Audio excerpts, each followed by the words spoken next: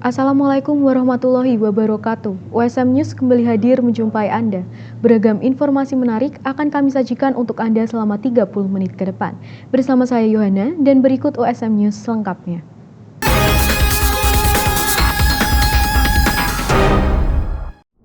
Pasar tradisional menjadi salah satu tempat favorit bagi para peserta kontestasi Pilkada 2024. Calon gubernur maupun calon bupati wali kota beramai-ramai menyasar pasar untuk mengenalkan dirinya. Lantas mampukah para calon mendulang suara lewat belusukan di pasar tradisional? Pesta demokrasi pemilihan gubernur Jawa Tengah akan berlangsung dalam waktu dekat. Kedua pasang calon melakoni sesi kampanyenya untuk bersafari mengunjungi sejumlah tempat di Jawa Tengah. Satu hal yang kerap terlihat dalam kampanye keduanya yakni pemilihan lokasi pasar tradisional untuk mengenalkan diri di masyarakat. Lantas, mengapa pasar tradisional yang dipilih? Pakar Komunikasi Universitas Semarang Gunawan Wijaksana MSI menuturkan bahwa dengan kondisi pemilih Jawa Tengah masyarakat berdasarkan kelas ekonomi menengah dapat dijangkau secara efektif melalui pasar tradisional. Menengah ke atas itu kan sudah banyak menggunakan media, Mas. Jadi saya pikir kalau menengah ke atas itu mereka pandang dengan menggunakan media cukup. Nah, kalau menengah ke bawah nggak mungkin dengan media. Mestinya mereka banyak akan menggunakan komunikasi kelompok atau komunikasi publik.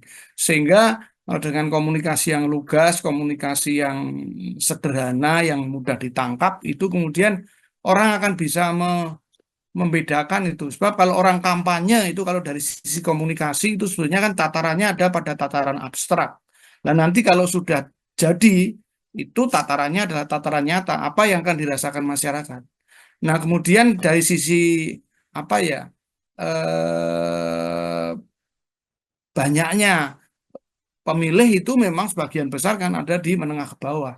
Oleh karena itu kemudian yang diserbu tentu pasar-pasar, pabrik-pabrik, kelompok-kelompok dan sebagainya itu.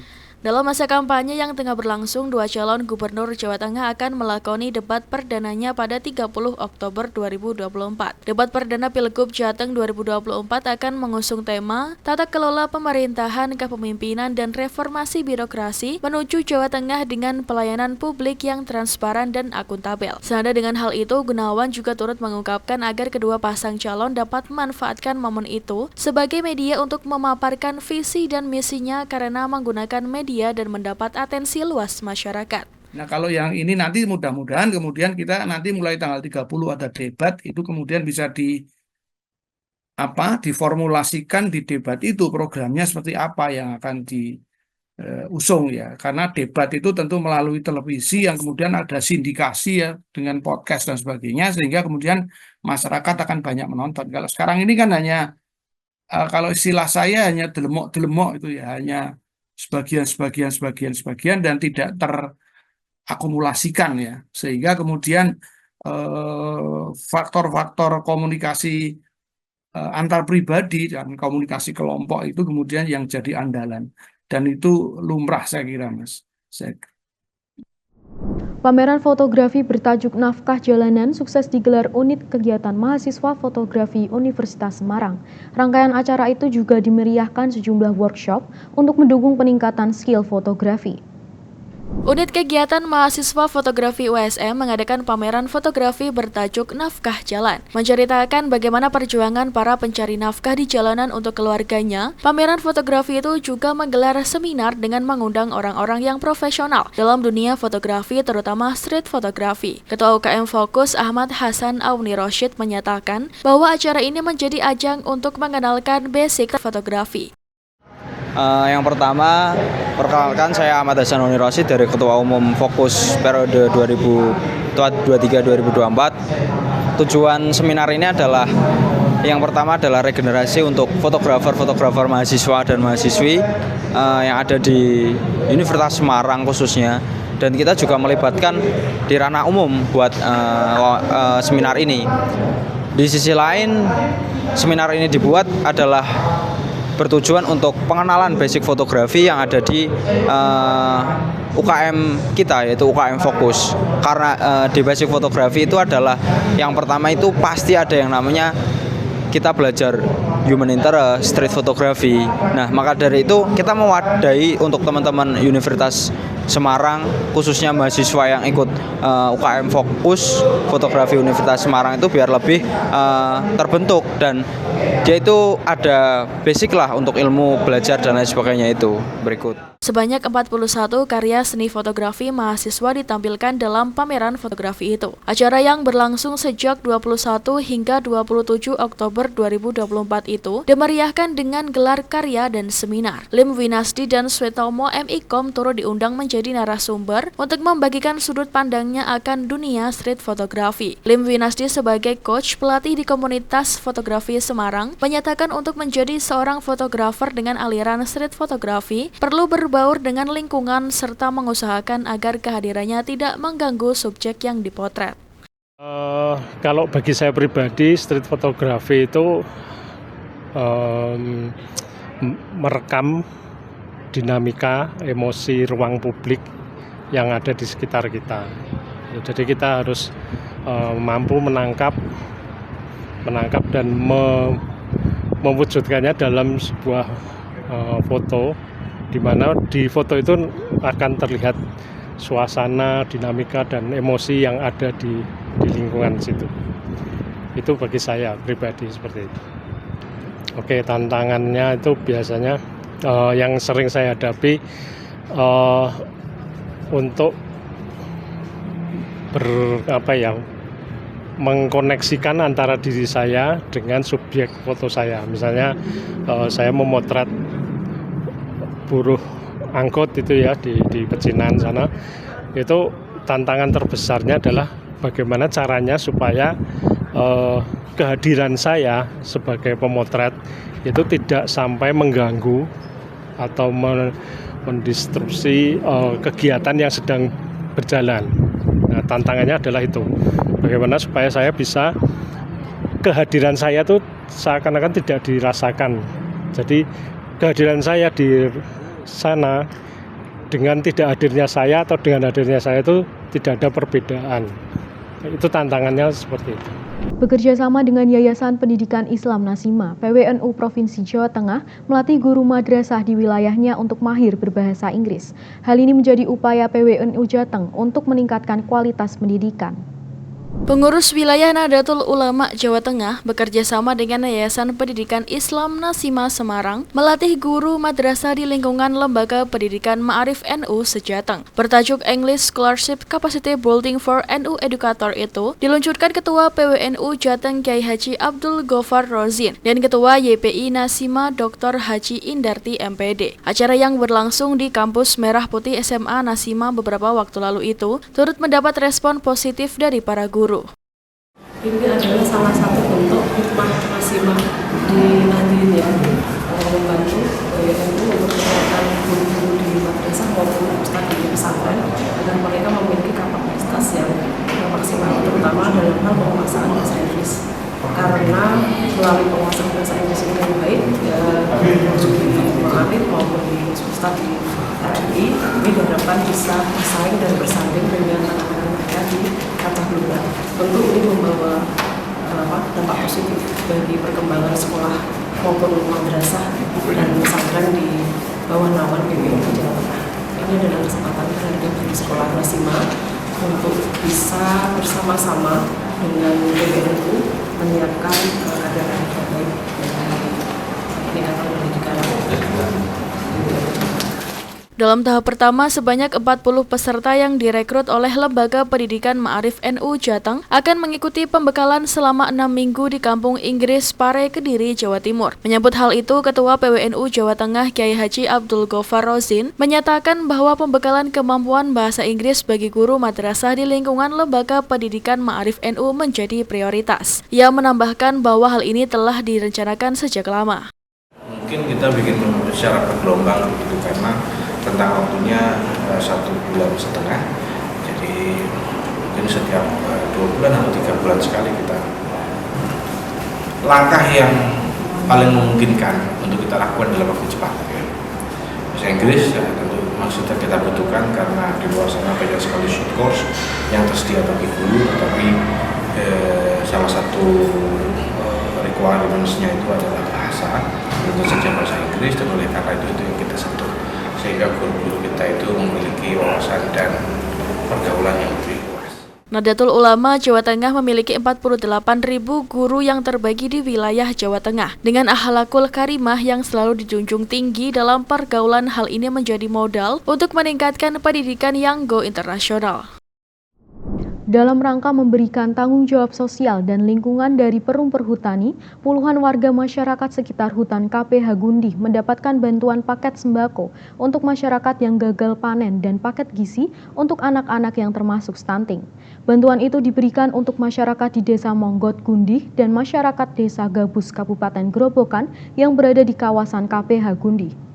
Kepedulian kepada masyarakat desa sekitar hutan Perum Perhutani Kesatuan Pemangkuan Hutan atau KPH Gundih Selasa pagi memberikan bantuan 75 paket sembako kepada sejumlah masyarakat petani sekitar hutan KPH Gundih Grobogan yang terdiri dari beras, minyak goreng, mie instan, dan gula pasir yang dikemas dalam kegiatan tanggung jawab sosial dan lingkungan untuk masyarakat sekitar hutan serta bantuan gizi untuk anak-anak yang kurang akan gizi atau stunting. Administrator KPH Gundih Haris Setiana mengatakan bahwa ini merupakan bentuk tanggung jawab sosial dan lingkungan Perum Perhutani Gundih untuk masyarakat sekitar hutan. Kegiatan hari ini merupakan kegiatan tanggung jawab sosial dan lingkungan dari Perum Perhutani yang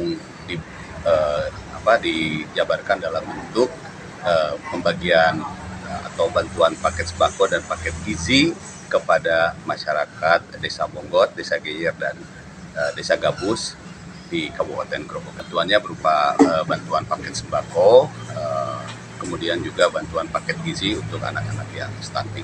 Jadi kenapa kita memberikan bantuan paket sembako? Kebetulan beberapa waktu terakhir ini ada beberapa masyarakat yang kebetulan ketika bertani mengalami gagal panen, sehingga kita berikan bantuan paket sembako untuk membantu untuk memenuhi kebutuhannya sehari-hari.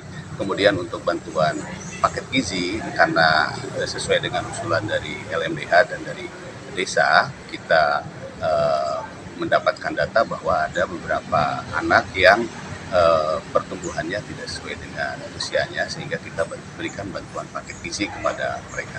Untuk bantuan paket sembako, saat ini kita berikan bantuan sebanyak 25, jadi 25 paket di Desa Monggot, 25 paket di Desa Geyer, dan 25 paket di Desa Pelem. Kemudian untuk bantuan untuk paket gizinya kita berikan 10 paket untuk di Desa Pelem. Sementara itu, Saifuddin, Ketua LMDH, mengatakan bahwa petani hutan yang berdomisili di wilayah KPH Gundih usai menerima bingkisan sembako menuturkan terima kasih kepada perhutani yang telah memberikan bantuan sembako bagi warga sekitar hutan. Hal ini sangat bermanfaat sekali untuk tambahan kebutuhan keluarga di rumah. Semoga perhutani semakin eksis di tahun mendatang, harapnya. Warga kami mendapatkan bantuan untuk mengurangi dari kegagalan panen pada musim tanam kemarin, hingga mendapatkan bantuan sembako dari perhutani. Yang kami usulkan sebanyak 25 warga yang betul-betul terdampak dalam gagal panen kemarin. Di sekitar hutan wilayah pangkuan LMDH Desa Monggot meliputi dari Dusun Secang, Ngampelan, Jeruk, dan Ngasem, dan Angkas. Harapannya untuk ke depan Perum Perhutani lebih memperhatikan lagi, bisa memberikan bantuan seperti ini sehingga dapat meringankan beban bagi warga kami dan bisa menjaga hutan dengan lestari. Hari Santri Nasional yang diperingati 22 Oktober 2024 dimeriahkan dengan berbagai kegiatan. Salah satunya kirab kebangsaan yang digelar oleh para santri di lingkungan Kecamatan Sayung. Peringatan Hari Santri Nasional 2024 berlangsung meriah di Kecamatan Sayung, Kabupaten Demak. Kirab kebangsaan yang diikuti oleh ratusan santri, pemuda, dan pelajar dari berbagai pondok pesantren dan madrasah sekecamatan Sayung itu menarik perhatian warga setempat. Ketua IPNU Kecamatan Sayung, Saiku Zakaria, menyatakan rangkaian kegiatan ini menjadi hasil kerjasama Ikatan Pelajar NU juga Karang Taruna Sayung. Kirab Hari Santri ini kita menggandeng dari beberapa elemen, tentunya yang utama yaitu dari MBC NU Kecamatan Sayung. Kemudian kita juga menggandeng dari Karang Taruna Kecamatan Sayung. Kirab Hari Santri ini bertujuan untuk menyatukan para santri khususnya yang ada di Kecamatan Sayung. Karena santri memiliki potensi berpotensi santri bisa eksis dalam masyarakat dan santri bisa berkontribusi untuk bangsa dan negara. Kegiatan kirap turut dihadiri Wakil Ketua DPRD Kabupaten Demak Ike Chandra, Kepala Desa Karangasem, Ketua NU Kecamatan Sayung, serta para pengasuh pondok pesantren sekecamatan Sayung. Selain kirap kebangsaan, berbagai penampilan juga turut ditampilkan para santri, diantaranya drum band dan pencak silat. Acara itu juga menjadi momen untuk memberikan santunan kepada yatim piatu dan duafa. Logistik surat suara Pilkada 2024 untuk pemilihan Bupati dan Wakil Bupati serta pemilihan Gubernur dan Wakil Gubernur Jateng telah tiba di gudang penyimpanan logistik KPU Jepara, Jawa Tengah, Jumat sore. Pengiriman logistik surat suara mendapat pengawalan ketat aparat kepolisian.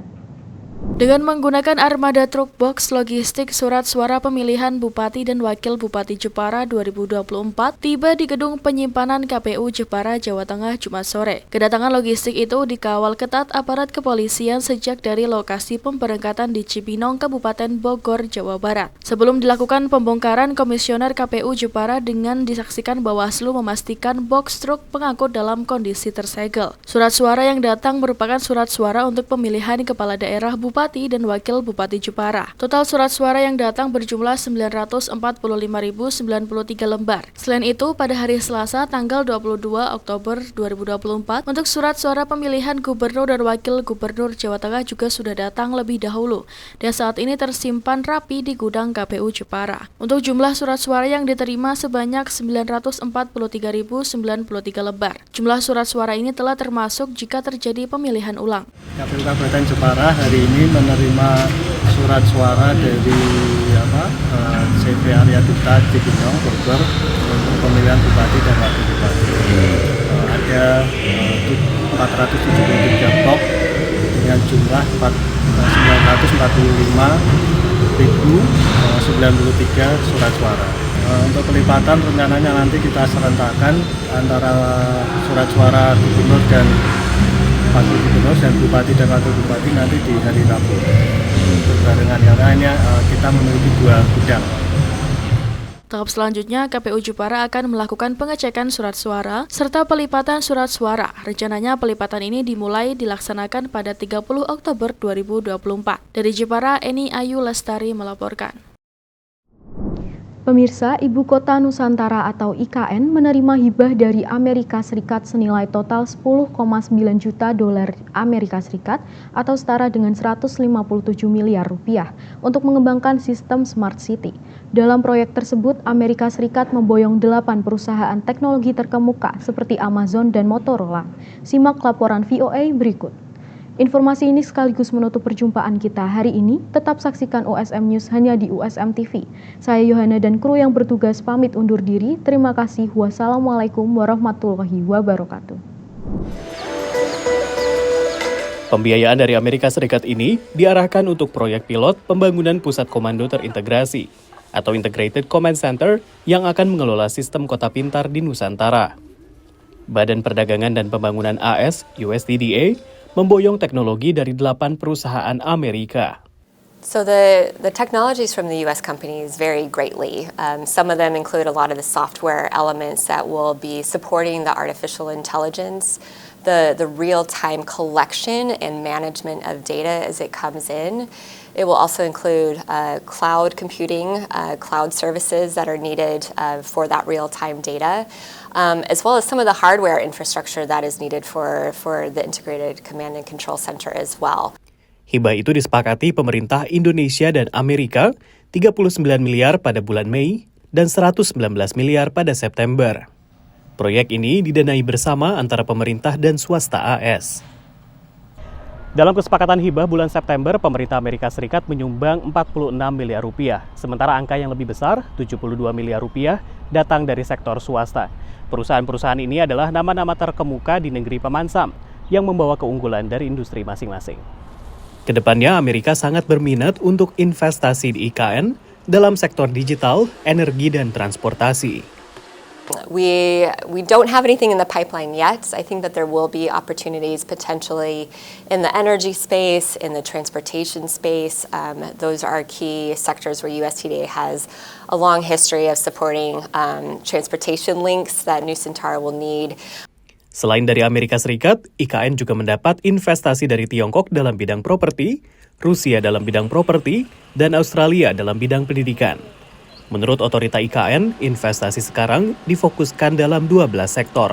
Dari hunian, kemudian telekomunikasi, transportasi, energi, kemudian pengolahan limbah, pengolahan air, ya, water maupun waste management, infrastruktur seperti tadi hotel, shopping center, tapi juga ada medical infrastructure, education infrastructure, teknologi, dan lain sebagainya, total ada 12. Otorita IKN menyebut sudah mengantongi 282 investor, baik domestik maupun asing. Untuk investor asing, paling banyak dari Tiongkok, Singapura, dan Jepang. Sementara total investasi yang masuk ditaksir mencapai 59 triliun rupiah. Namun tingginya investasi yang masuk menurut pengamat hanya dirasakan oleh kawasan inti pusat pemerintahan atau KIPP dan tidak dinikmati kota-kota di sekitarnya. Buat apa membangun IKN, KIPP, tapi semuanya terfokus di situ, gitu ya. Sementara tadi Samarinda, Balikpapan, Bontang, PPU Kuker jadi penonton. Dari Washington DC, Rio Tuasikal, VOA.